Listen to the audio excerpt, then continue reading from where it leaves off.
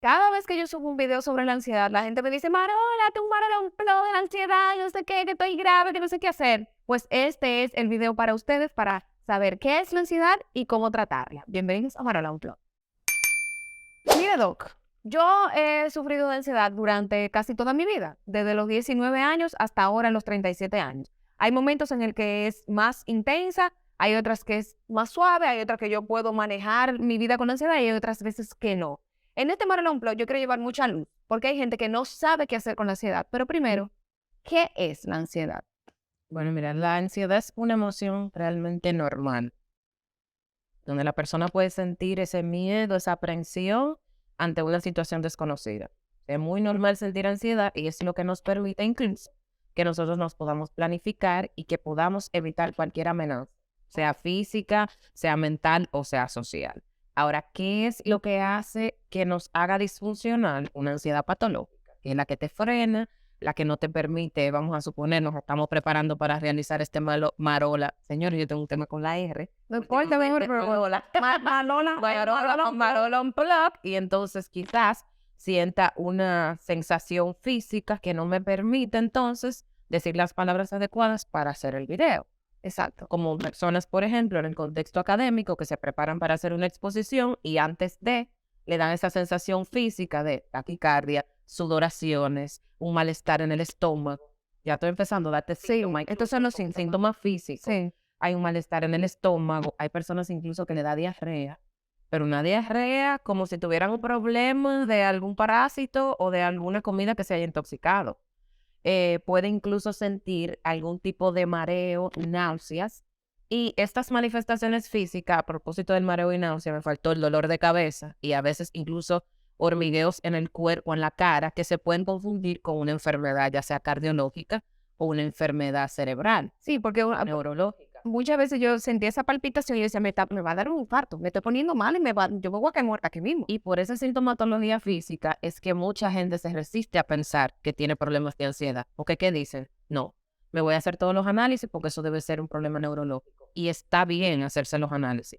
Yo siempre te he dicho que cuando tú haces un diagnóstico de una enfermedad mental, lo primero que hay que ocuparse es de ver que en el cuerpo no exista alguna enfermedad que pueda explicar la sintomatología. Porque, por ejemplo, una persona con problemas de hipertiroidismo, o sea, la tiroides está alta. O sea, si tiene hipertiroidismo, pues hay un sinnúmero de mecanismos en el cuerpo que pueden explicar que la persona tenga taquicardia, sudoraciones y que se sienta incluso intranquilo, con temblores e incómodo. Entonces, si no es en el cuerpo, ya hicimos todos los análisis neurológicos, cardiovasculares, cómo están las hormonas, cómo está el sistema endocrinológico, entonces podemos hacer el diagnóstico de ansiedad. Pero la sintomatología es tan física que se resisten a pensar que tienen problemas de ansiedad y creen que es un tema orgánico.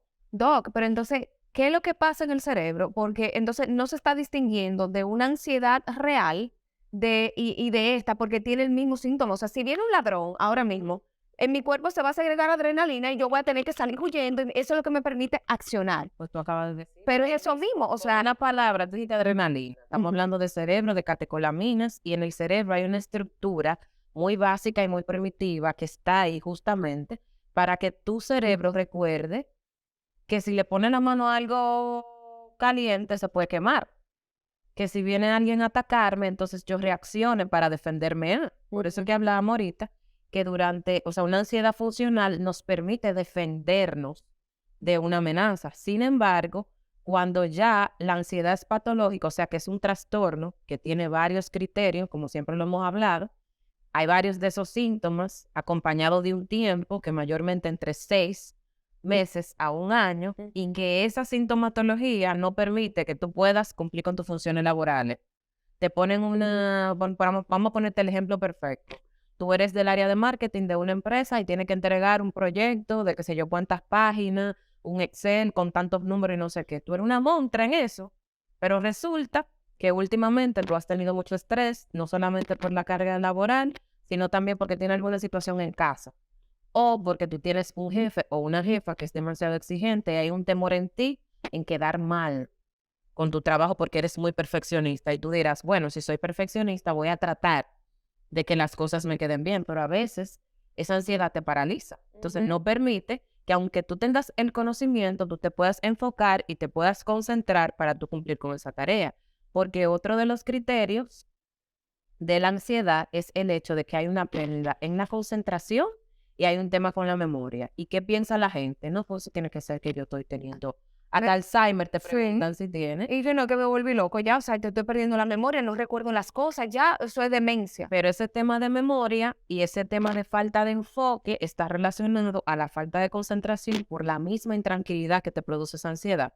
Otra cosa que hay que darse cuenta antes de hacer ese diagnóstico es que eso no sea un síntoma producido, por ejemplo, por una droga.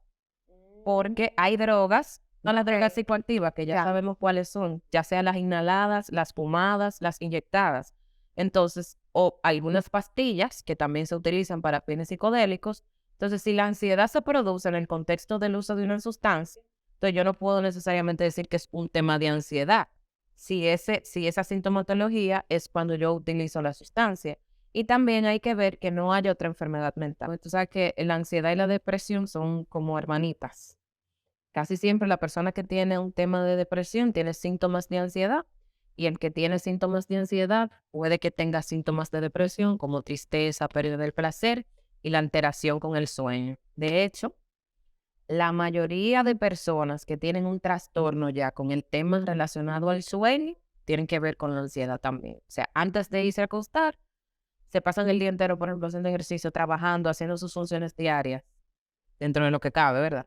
Llega la noche, se ponen su pijama y cuando llegan a la cama empieza esa cabeza a pensar en 1.527.000 cosas que a veces ni siquiera tienen que ver con lo que realmente está sucediendo. Que vienen siendo los pensamientos rumiantes. Los pensamientos rumiantes o intrusivos, que ahí es que la gente empieza a fabricarse muchos escenarios, más que el hechicero supremo, Doctor Strange, en la cabeza y hasta empieza a angustiarse por situaciones que realmente no están sucediendo o no tienen evidencia. Que ya han pasado y que están en el futuro. A mí me pasaba muchas veces, por ejemplo, cuando yo planificaba los eventos de Yo Me Amo. Yo recuerdo que el evento era en 3 meses. Y claro, a mí me daba la ansiedad chula de, ay, qué emoción que viene un evento. Pero me empezaba a llenar una ansiedad de posibles escenarios que no habían sucedido, que eran catastróficos. Mierda, no va a ir nadie. Nadie me va a comprar el boleto. No voy a conseguir patrocinador. Y una serie de cosas. Y entonces nadie me va a conseguir patrocinador porque nadie cree en mi proyecto. O sea, cosas que no estaban pasando. Y desde que tú utilices la palabra todos, nadie, siempre, nunca hay un tema de sesgo cognitivo. O sea, eso no es real. Porque no existe, el 100% no existe en nada. Exacto. No, exacto, no puedes decir, el 100% de la población tiene tal problema. Y hay gente, sobre todo en los medios de comunicación, que le encanta utilizar ese tipo de comentarios. Y la gente se cree lo que escucha. Porque cuando tú dices que el 100%, tú estás diciendo que todo el mundo. Y no es así. De verdad, no todo. O sea, en todos los grupos va a haber un por ciento que. Entonces, si tú sales y te haces una encuesta, o sea, ¿de dónde tú sacas esa data para tú decir que todos? Pero esos son escenarios, en el caso tuyo, por ejemplo, que te creas en tu cabeza. A nadie le gusta lo que yo voy a hacer. Pero no es a nadie, es a ti que dentro tú tienes el autorrechazo que dice que va a fracasar y entonces tú eso se lo pegas a todo el mundo y es más fácil decir que todo el mundo no quiere lo que tú vas a hacer. Es difícil de trabajar, pero difícil porque hay mucho trabajo mental y cansa mucho. Usted mencionó ahorita los síntomas, te da palpitación, que eso qué, pero yo puedo, como paciente o como persona que lo ha sufrido, yo puedo decir que el agotamiento mental es es lo peor, porque tú trabajas tanto la mente y piensas tanto disparate que tú terminas como que tú corriste un maratón. Y por eso yo terminaba muy cansada. Entonces, es como, cónchale, así mismo, el mismo trabajo que pongo para pensar disparate, déjame utilizar esa misma energía para pensar lo positivo. Pero antes de llegar a la solución, yo quiero que usted me establezca la diferencia. Espérate, porque hay dos cosas que tenemos que mencionar que son básicas. Disculpa que te interrumpa. No, dele. Dos conductas que tienen las personas que tienen un trastorno de ansiedad. Una es que evitan entonces hacer las cosas o evitan lugares, porque se da también el fenómeno del miedo a volver a sentir eso que sintieron en algún momento. Sobre todo si se acompañan a ti en algún momento, te puedo preguntar. Claro. ¿O dio algún ataque de pánico? que esa sensación inminente de muerte o de que va a perder la cabeza, va a perder el control. Yo soy el ataque de pánico. Ya no lo declaro. Yo era el ataque de pánico, pero claro, Te daban como yo tenía los 3 combos: depresión, ataque de pánico y ansiedad. Entonces, cuando hay ataques de pánico, que ahí es que esa persona quiere salir corriendo a la emergencia porque siente que le está dando un infarto, se va a morir y la sensación de inminente de muerte o de que está perdiendo la cordura es como sumamente real. Entonces, cuando la persona se ve ante cualquier evento, ¿qué hace? Dice, bueno, o no voy a ir para que no me vuelva a suceder y yo no tener que pasar por eso. Entonces, se aparta y tienen conductas evitativas para no volver a sentir esa ansiedad que le produjo ese ataque de Exacto, y por eso uno posterga, procrastina, lo deja para después. que no da ansia ni vagabundería, es que la ansiedad te frena. Entonces ahí es donde la gente empieza a decir, pero ¿por qué tú tienes la vida resuelta y tienes ansiedad? Como el comentario aquel que te hicieron una vez en un video. Es una parte de agradecimiento, o sea, tú lo que tienes que empezar a agradecer para no sentir la ansiedad y tú vas a ver que tú vas a estar mejor. O pensar que porque una persona tiene económicamente la vida resuelta, no tiene por qué tener ansiedad. Y es una forma tan simplista de ver la vida, porque el ser humano tiene un cuerpo y ya te expliqué que hay enfermedades físicas que pueden tener una sintomatología ansiosa. El ser humano tiene una psique, o sea, una emoción, un comportamiento en base a esas emociones que tiene, pero también tiene una vida social. Claro. Entonces, si yo digo que por tú tener dinero o por tú tener una vida un poco más cómoda que el resto, no deberías sentir ansiedad, entonces yo estoy obviando que tú tienes un cerebro, Claro. estoy obviando que tú tienes una tiroide y que tienes un cuerpo. No, y reducir todo eso todo eso a simplemente el dinero. y que por el hecho de que tú tengas tu vida resuelta y tú te estés quejando, entonces tú eres un malagradecido. O sea, Vuelta, pero en el punto de lo económico. Porque tú tampoco en redes sociales tienes la capacidad de saber si tu vida en otras áreas está resuelta. claro. ¿Qué te llevó a ti? O sea, ¿cuál fue el sacrificio? ¿Cuál fue el trabajo que tú pasaste para tú llegar a la posición que tú estás? Exactamente. O sea, el dinero no cae del cielo, es un trabajo que hay que O sea, hacer. el ejemplo más grande del príncipe Harry. Príncipe. Ay, ya me tiene un poco Ay, Harry está haciendo muchas cosas que no debería de hacer. Yo lo defendía, pero esa es su vida. O sea, a un príncipe y los traumas que le ha tocado vivir. El trauma de perder a su madre, de sentirse que no encaja en una familia, de que todo ese sistema no va con él. O sea, son muchas cosas que se dan para uno tener ansiedad. Déjenme conectarlo con lo que iba a decir ahorita, de que hay mucha gente que me dice, ay, Marola, ¿qué tú haces para la ansiedad? Yo no dejo de comer. O Marola, tengo mucha ansiedad y quiero comer. Y asocia que la ansiedad está ligada con, o sea, que el trastorno de ansiedad generalizada está ligada con la comida. O sea, lo confunde mucho. Tengo mucha ansiedad y no sé qué comer. ¿Cómo podemos diferenciarlo? ¿Tú estás hablando de los trastornos de la conducta alimentaria o el simple hecho de comer más de lo habitual? Del trastorno de la conducta alimentaria, porque mucha gente me escribe, Marola, cada vez que tú hablas de la ansiedad, también quiero decirte que yo no dejo de comer. Entonces confunde la ansiedad de la que yo estoy hablando, que es el trastorno de ansiedad generalizado, con lo de la comida. Pero sí tiene algo que ver en la parte de que se aumentan los síntomas vegetativos. ¿A qué me refiero con síntomas vegetativos? El tema de la alteración del patrón sueño, las funciones básicas que se dan de forma incluso involuntaria en el cuerpo. El tema del aumento de la conducta alimentaria, no necesariamente que hay un trastorno en la conducta alimentaria, pero sí recuerda que por la misma secreción de noradrenalina.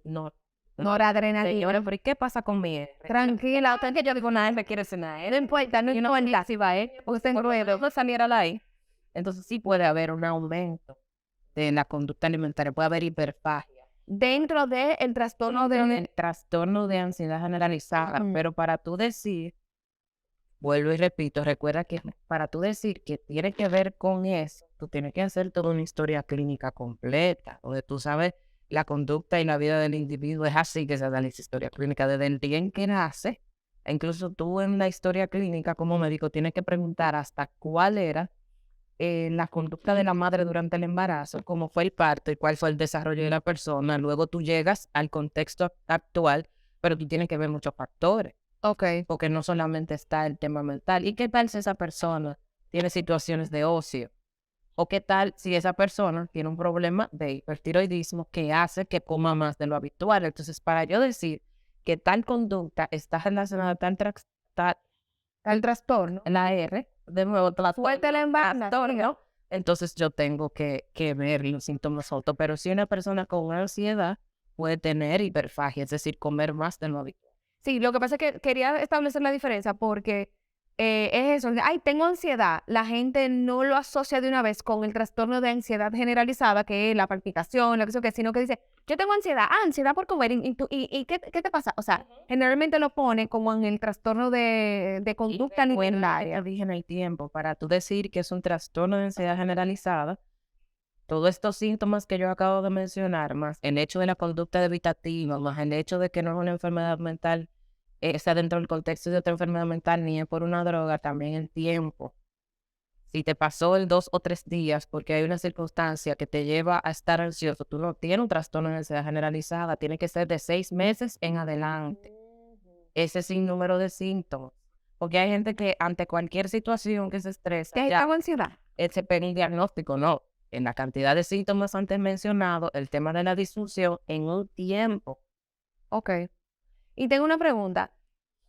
¿Usted cree que la ansiedad se presenta más en cuál clase social? O sí, o no sé. Esa yo sabía que venía. Porque yo me he dado cuenta de verdad que esto es para los altos ejecutivos. O sea, en los barrios se ve la ansiedad. La gente porque dicen, ay, en los barrios la gente está muy feliz, pero hay ansiedad en los barrios. Si tú te vas a lo que dicen los libros, las estadísticas y los estudios, dice que en la clase social, mientras menos favorecida, mayor ansiedad. Pero tú te vas a una estadística europea y te dice que mientras más favorecida, hay mayor ansiedad. Mi opinión es que la ansiedad no discrimina a nadie, ni si es pobre, ni si es rico. Todo ser humano que tiene un cuerpo, que vive en el planeta Tierra y que está expuesto a situaciones De la vida. traumáticas y ante las adversidades de la vida, que son desde que tú te levantas hasta que tú te acuestas, puede tener ansiedad. Ahora, eso no significa que por tu ser rico tiene que ser ansioso o por tu ser pobre tiene que ser ansioso. Es una variable que hay que analizar y hay que ver al individuo dentro del contexto. Exactamente. Pero yo no puedo decir que no, si es pobre no padece de ansiedad porque la ansiedad de los ricos. Si es rico tiene su vida resuelta. Porque es lo que te No, y decía como ahorita. dice, ay, pero fulano tiene menos que tú y vive feliz, y tú que lo tienes todo, vive No, es triste, que depresión y ansioso. la gente quiere utilizar siempre el contexto económico como si fuera la variable determinante y eso es una forma muy simplista de ver la vida. Muy simplista, porque tú entonces le estás poniendo el contexto socioeconómico la responsabilidad de todo y tú eres un cuerpo que te expone a situaciones ambientales y no todo individuo ante la misma situación estresante reacciona de la misma manera. Claro. A mí, por ejemplo, una vez me quitaron el celular entrando a mi casa. Que la atracaron. O sea, me atacaron, pero en lo que yo digo, me quitó el celular porque realmente Se lo pidió. no, es que no, Me disculpa, vine a atracarla, me voy a dar el celular. no así, pero también fue como de una forma, porque fue que cambiaron la puerta, y yo Ajá. no sabía. Entonces yo saqué el celular y el muchacho vino de lo más normal y me cogió el celular. Yo me volteo y Pero un atracador fino, y él siguió haciendo, pero que es educado. nada, y él siguió caminando como que aquí nada pasó, se montó en un motor y se fue. Entonces yo digo Que le quitó atracó, pero literalmente. Él me habló, fue, vengo ahora. y se fue. Okay. Yo cogí pique, entré a la casa. Bueno, tuve que resolver al otro día y buscarme un celular, porque obviamente no apareció el celular. Por supuesto. Pero a mí después de eso no me dio miedo pararme en la puerta de la casa y yo seguí viviendo ahí como que aquí nada pasó. Hay otras personas que lo atracan enfrente de la casa y duran días sin salir, no pueden volver a trabajar, duran días sin dormir. Entonces, ¿qué yo puedo decir? Que yo soy más fuerte que esa persona porque yo reaccioné de una manera distinta. Cada cerebro es No, distinto. cada persona se ha expuesto a diferentes eventos traumáticos a lo largo de su vida y tiene reacciones diferentes ante un mismo evento. Ahora, hay otras situaciones que sí me han afectado, que quizás no es un atraco, pero que yo me sentí vulnerable y que tú tal vez oyes esa situación que me pasó a mí y dices, y de verdad la doctora por eso se angustió tanto, pero tú no puedes invalidar mi trauma Claro. porque a ti te pasó algo de que es peor. No, pero hay mucha gente que dice, ay, pero a mí también, o vamos a decir, a mí también me atracaron, lo que sea, y yo no me pongo así, o sea, Por lo que te digo, tú lo conoces, bueno, todos. claro, pero a mí usted sabe que a mí me pongo que así. si a ti, no, pero que si a ti tú le vas y le dices a fulanito de tal que te duele la espalda, pero no como a mí, mi amor, que ayer me di en que sé yo cuánto y no sé qué, pero no como a mí, mi amor, porque, ay, a ti te cortaron un brazo,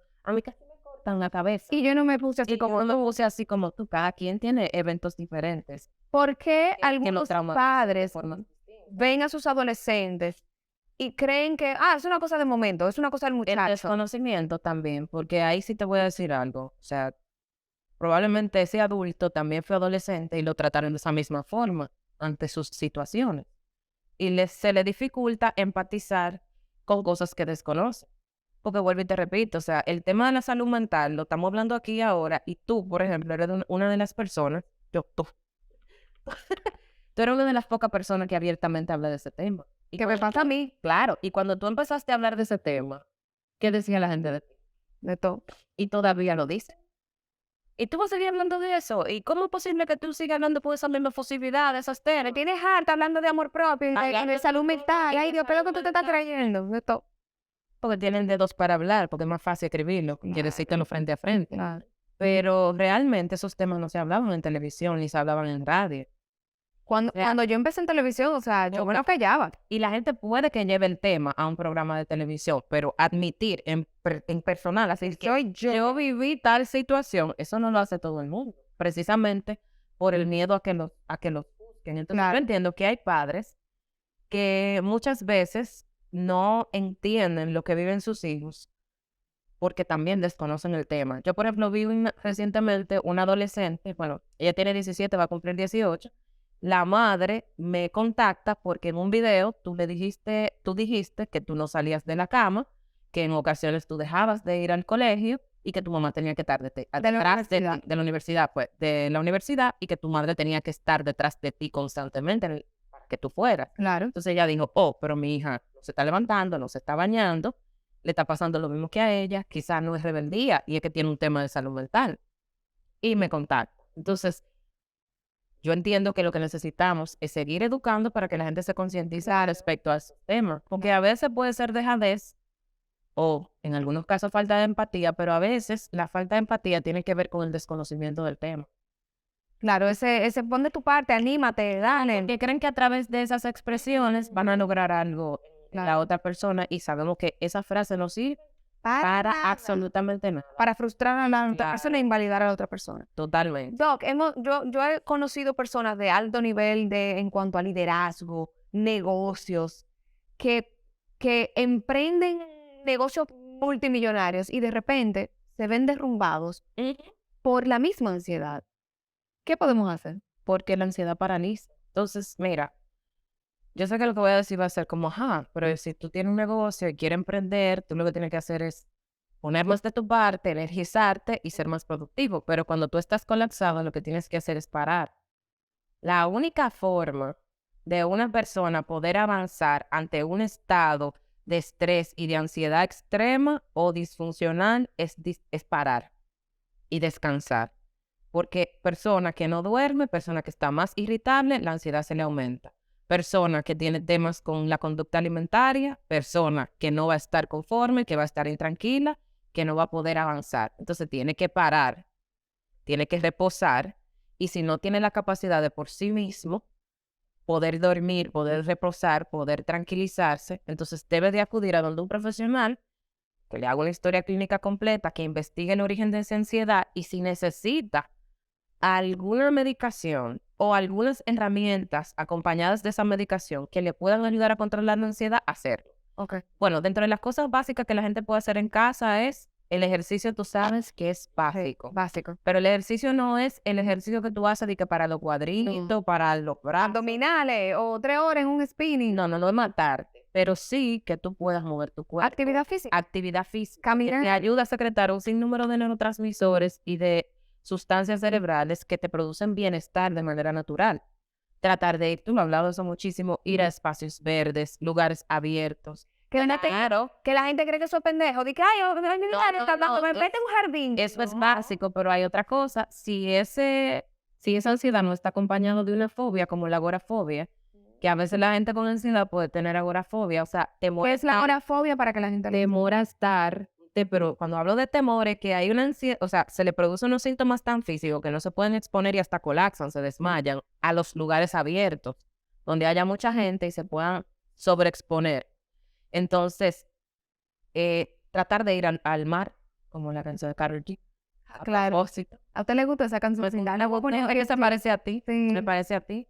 Entonces, ir al mar, o sea, buscar la naturaleza, porque aunque suene cliché, conectar con la naturaleza te ayuda a disminuir la ansiedad. Ahora bien, cuando una persona ya tiene un trastorno, no hay mar que No hay mar que sirva. No hay mar que sirva. mar que sirva. Ni hay juguito de limón, como a mí me encanta que te baje la ansiedad. O sea, cuando ya se llama trastorno, es porque hay disfunción y necesita la intervención de un profesional que te ayude. Ok. ¿Cuándo ya una gente tiene que decir, mira, no, es medicina, es medicamento lo que va? O sea, no es la persona, sino cuando se puede dar cuenta que dice, no, es que yo tengo que ir a un psiquiatra para que me medique. No necesariamente para que te medique, pero porque no vamos a asociar necesariamente la figura del psiquiatra para medicar. Ok. Para hacerte un diagnóstico y buscar las alternativas de tratamiento, que no necesariamente la medicación. Pero, ¿cómo tú identificarlo ya? Que hay un problema, no puedes cumplir con tus funciones laborales. No puedes Pequeño o rendir, grande. pequeñas o grandes. No rindes a nivel académico. Porque muchos estudiantes comienzan con su nota de 98, 95 y de repente 75, 80 o retiran la materia porque no tienen la capacidad de cumplir con los objetivos académicos. Ya cuando hay limitaciones en tus áreas del funcionamiento, tú tienes que saber que hay un tema.